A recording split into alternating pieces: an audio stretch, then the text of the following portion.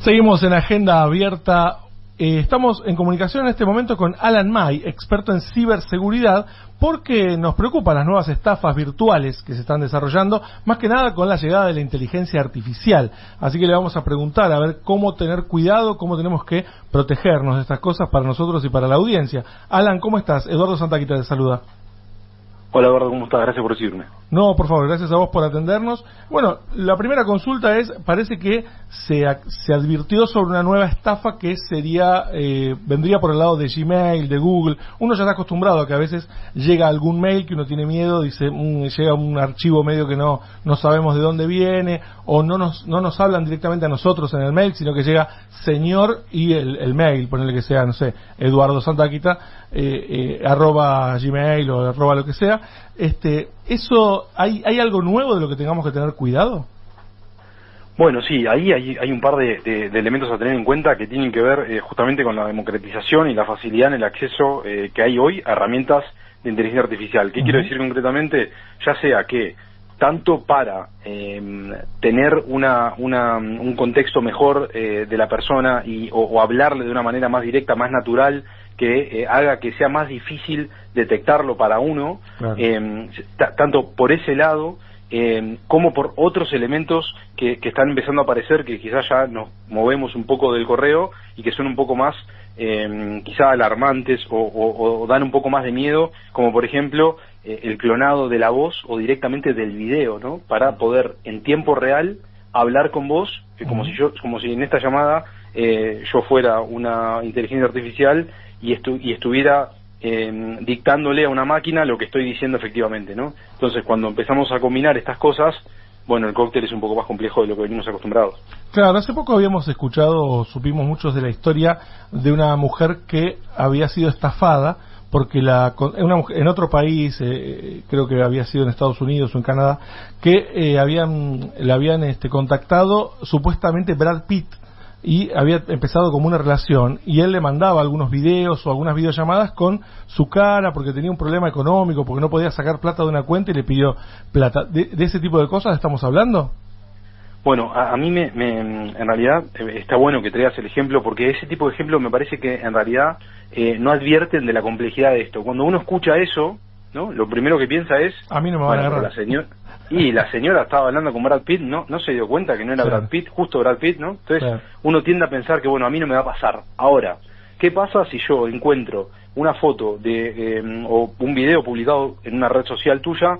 Es verdad que para el oyente que está escuchando esto, dice, bueno, claro, pero Eduardo tiene más exposición que yo. Bueno, pero ¿qué pasa con las redes sociales de todos nosotros, donde estamos compartiendo todo el tiempo un montón de cosas, muchas veces sin mirar qué parámetros de privacidad le otorgamos a esa información? Es decir, entendiendo a quién le permitimos ver y a quién no los contenidos que nosotros subimos. Entonces, ¿qué pasa si yo agarro uno de esos videos sobre los que nadie pensó quién podía mirarlo y utilizo ese video para entrenar a mi robot, llamémosle, ¿no? Entonces, entender que ese robot hoy no tiene una complejidad en términos de lo difícil que es de configurarlo, que no lo puede hacer un niño de 12 años. Hoy, sin entrar a la dark web, a la dark nada, uno googlea y tiene acceso a ese tipo de tecnología. Entonces, cuando nosotros combinamos la facilidad que tiene acceder, la facilidad en el acceso a ese tipo de tecnología con la información que ya está pública por ahí, bueno, lo que podemos hacer ya es una estafa mucho más grave de lo que o más fácil de que el otro caiga, que haciéndonos pasar por Brad Pitt. No sé si me explico. Claro, puede ser cualquier persona de nosotros que aparezca en un video o una videollamada y que se clone también la voz, dijiste al principio. O sea que uno podría tener la imagen de alguien, de nuestro familiar, nuestro amigo, la imagen y la voz, y que esa persona nos esté pidiendo algo, o pidiendo rescate, o diciendo necesito tal plata, transferímela hoy porque tengo un problema. Por poner dos ejemplos concretos que nos pasaron en Bloca, en mi compañía, donde protegemos empresas, estamos atrás de este tipo de cuestiones todo el tiempo, ¿no? Entonces, ya hemos visto en Argentina casos concretos de este estilo, donde empiezan en general interceptando correos y después logran a raíz de eso ir un paso más, ¿no? Empezar a investigar a la persona, encontrar algún tipo de vuelta de material público que esté circulando por ahí en redes sociales o lo que fuere, y en base a eso construir una estafa. Ahora, hay casos mucho más famosos, por ejemplo, al CFO, al gerente financiero de Ferrari, le pasó que le intentaron impersonar con inteligencia artificial, clonándole la voz al CEO para hacer una transferencia millonaria en base a un contexto bastante creíble, y bueno, y por algunas cosas que voy a contar ahora, muy elementales, no se concretó. Pero quería antes mencionar un caso también que hubo en España,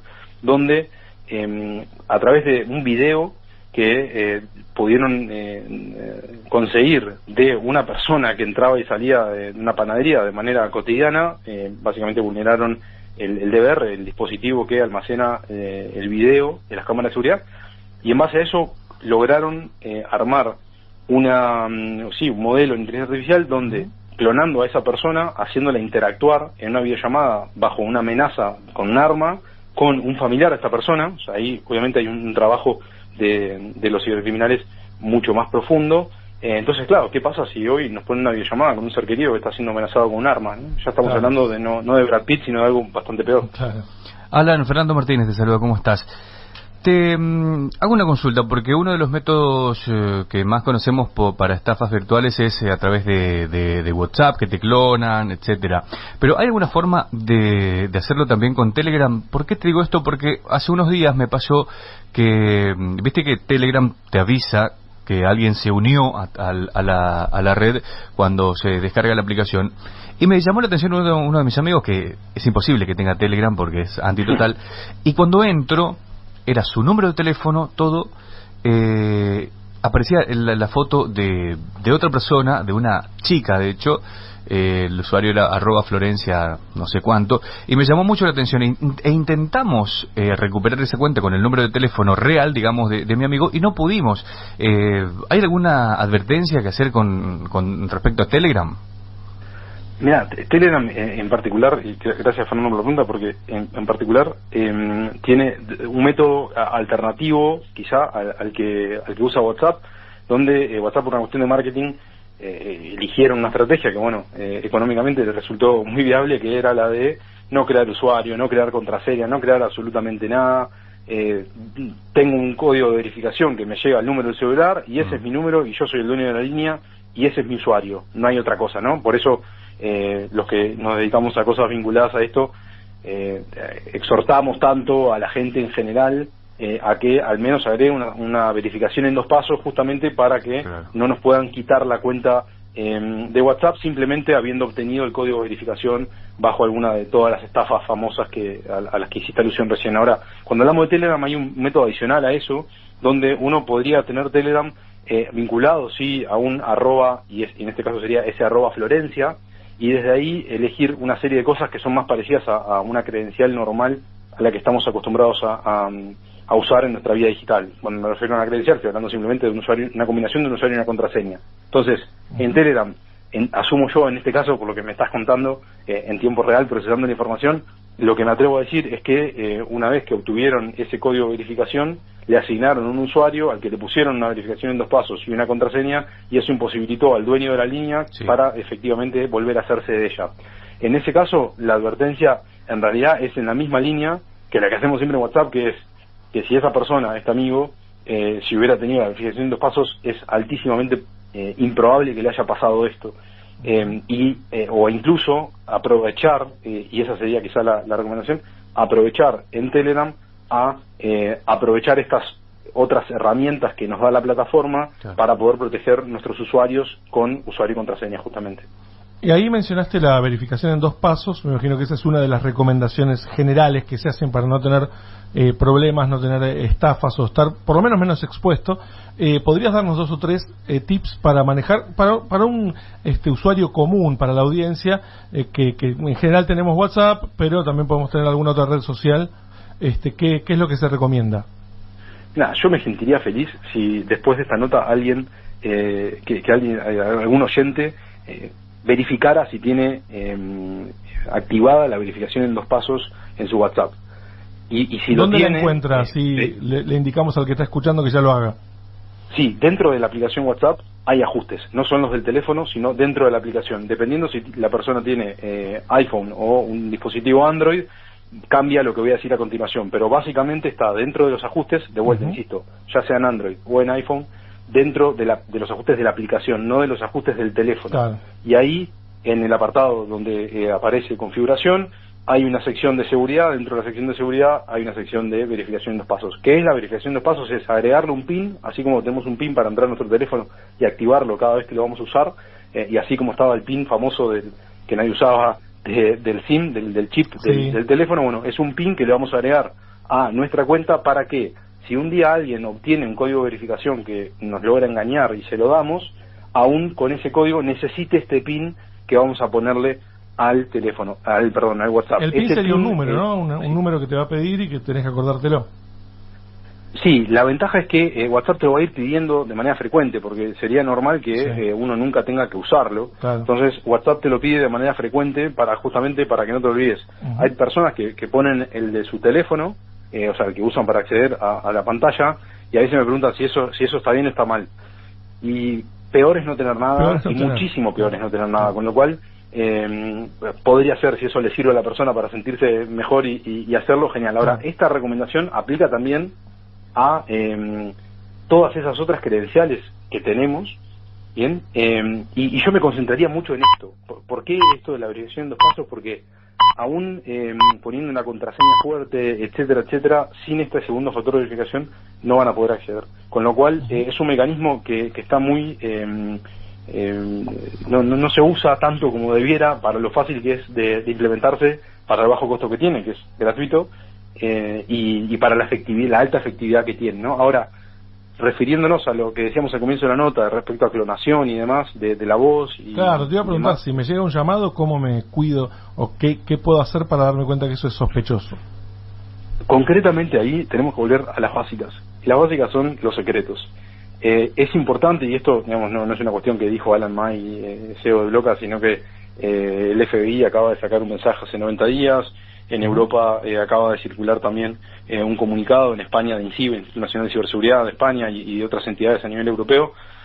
Esto está empezando a pasar de manera cada vez más masiva por la facilidad que tienen hoy los cibercriminales para hacer este tipo de estafas o de ilícitos, de hechos ilícitos. Y básicamente lo que hay que hacer como una de las principales medidas es simplemente tener un secreto que lo podamos compartir a nivel familiar, a nivel de un círculo de amigos más íntimo o lo que fuere, cosa de poder verificar en tiempo real ante una cosa que nos suene rara. Lo más difícil acá es saber que algo nos suena raro, ¿no? Porque si algo que no sea accesible, ¿no? Sí. Ni mi teléfono, ni mi DNI, ni mi dirección, algo que sea una anécdota familiar, lo que sea. En el caso de Ferrari que comenté hace un rato, el CFO le pregunta al CEO qué libro te recomendé la semana pasada. Claro. Y claro, el atacante no sabía qué libro le había recomendado la semana pasada, pues no había quedado registrado en ningún lado, no había podido tener acceso a la información y por lo tanto no lo sabía, y bueno, ahí se deschavó. Entonces, a veces el tema es que estos secretos a veces también se hablan por redes, ¿no? O por WhatsApp, y uno no sabe si eso alguien accedió o no tampoco, pero bueno, es entendible igual que uno busque algo que el otro no pueda saber. Sí, más que nada es entender que estas cosas están pasando y que ante estas cuestiones que nos puedan llegar a parecer raras, ¿no? ¿Por qué me está pidiendo que haga una transferencia si en realidad, bueno, ese tipo de cosas que son de las que primero se quieren hacer los cibercriminales, bueno, entender que tenemos que poder pedir un contexto, si podemos obviamente verificar por otro método de contacto que no sea por el que están utilizando ellos, lo mismo, ¿no? Levantar el teléfono, si es un WhatsApp, levantar el teléfono, si sos vos, ¿no? Entender un poco si está pasando eso. Son medidas que son muy elementales, pero que son muy efectivas al mismo tiempo. Alan, y con respecto a las nubes, a las cloud de los teléfonos, de las diferentes, tanto de iOS como de Android, ¿son seguras? ¿Hay una forma? Porque todavía hay mucha duda con respecto a las nubes donde se alojan principalmente las fotos, videos de los dispositivos. Es una muy buena pregunta, porque en general cualquier usuario y muchos profesionales también con los que me encuentro el día a día entienden que, claro, que por el concepto de nube, a pesar de que hace tantos años que ya hablamos y utilizamos la nube a diario, ¿no? Yo te digo la verdad, para mí es como que alguien accede a eso, ¿me entendés? O sea, en mi mente hay una partecita que dice, bueno, lo subo a la nube, bueno, pues ya sé que... Sé que lo estoy regalando. Sé que es vulnerable, claro. ¿Me entendés? No sé por qué. La nube, es que efectivamente, a ver, la nube como concepto no deja de ser un servidor en un lugar que yo no puedo ver ni tocar ni saber dónde está en general, ¿no? Entonces, sigue siendo un servidor. La nube donde está tu foto almacenada no es vapor de aire que forma una nube y está ahí.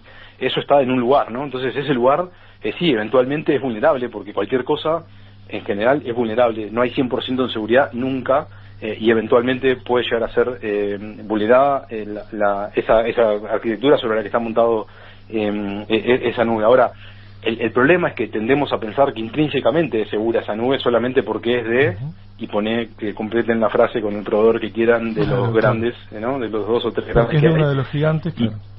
Claro, y efectivamente no es así. Ellos lo que dicen es que la seguridad que ellos garantizan es una seguridad física, en tanto no van a dejar entrar a nadie que no esté autorizado a tener acceso a esos servidores, que van a tener las medidas de precaución necesarias en términos de extinción de fuego, nivel de humedad, nivel de refrigeración, etcétera. Pero los datos que están ahí adentro, bueno, no, hay proveedores que tienen quizá una fama de velar por esa seguridad un poco más que otros, pero en definitiva nosotros debiéramos no regalar eso a nadie, ¿no? O a la suerte. Entonces, para eso es de vuelta, donde lo que queda del lado del usuario lo tenemos que hacer, ¿no? Esas son las cosas que ellos, los proveedores, ellos van a darnos a nosotros. Es, bueno, estas son las herramientas que tenés. Si las querés usar, genial, si no, no. Entonces, ¿cuáles son las herramientas? En general tienen que ver con los accesos. El control del acceso lo tenemos nosotros. ¿Cómo? Con esa combinación de usuario y contraseña, entendiendo que esa contraseña tiene que tener determinadas características en términos de complejidad, extensión, combinación de caracteres, etcétera, para las que hoy, para que se haga una idea, una contraseña hoy de 8 caracteres, que incluso mezcla letras mayúsculas, minúsculas, números y símbolos, con el poder de cómputo que hay hoy, un algoritmo puede romper esa contraseña en cuestión de segundos, ¿no? Una contraseña de 8 dígitos. Imagínense la cantidad de contraseñas de ustedes en ese momento que pueden ser vulneradas si alguien se pusiera a intentarlo con la capacidad de cómputo que tenemos hoy. Entonces, ¿cuál es el antídoto para eso? Bueno, usar gestores de contraseña, por ejemplo, con contraseñas que son indescifrables, solamente se las puede acordar el gestor de contraseña. Claro, por la el gestor de complejidad contraseña que tiene. es una máquina, una aplicación que te hace de contraseña, que te crea una contraseña. Correcto. No, olvidarnos del Juancito 123. Correcto, es una caja fuerte donde yo dentro de esa caja fuerte voy a tener contraseñas que van a ser creadas por la propia caja fuerte. ¿Qué tenemos que cuidar ahí? El acceso a la caja fuerte. ¿Dónde va a estar esa llave? Esa es la llave mágica, ¿no? Entonces, bueno, sí, pero eso hoy es mejor, o es mucho más importante, digamos, que tratar de nosotros crear nuestras propias contraseñas complicadas, porque es que no va a alcanzar nuestra creatividad, ni nuestra memoria, ni nuestro talento para ello, ¿no? Entonces es importante aprovecharse de este tipo de tecnologías. No lo quería mencionar antes porque en general me tildan de que empiezo a hacer las cosas difíciles. No, lo cierto es que hoy cualquiera podría manejarse con un gestor de contraseñas, cada vez son más fáciles de usar, más amigables, etcétera. A googlear, ¿no? A buscar gestor de contraseñas, ¿cómo hago? Va a haber que hacer un pequeño trabajo para tener más seguridad, que vale muchísimo la pena.